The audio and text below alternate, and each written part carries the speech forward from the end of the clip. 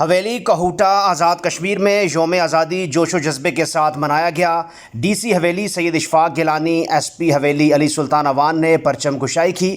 اس موقع پر پولیس کے چاق و چوبند دستے نے سلامی پیش کی۔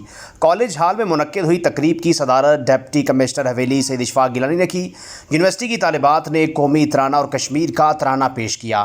اس موقع پر مقررین نے خطاب کرتے ہوئے کہا کہ پاکستان لازوال قربانیوں کے بعد معرض وجود میں آیا۔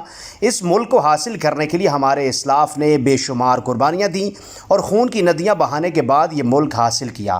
آج ہم ان قربانیوں کو یاد کر کے اللہ کا شکر ادا کرتے ہیں کہ ان کی قربانیوں کے صلہ میں اللہ پاک نے ہمیں ایک اسلامی ریاست عطا کی ہے جس میں آزاد زندگی گزار رہے ہیں۔ اس موقع پر ڈی سی حویلی سید اشفاق گیلانی، ایس پی حویلی علی سلطان اوان، بشیر افریدی، مولانا شوکت حسین اور طالبات حلیمہ سعدیہ اور کرن حمید نے خطاب کیا۔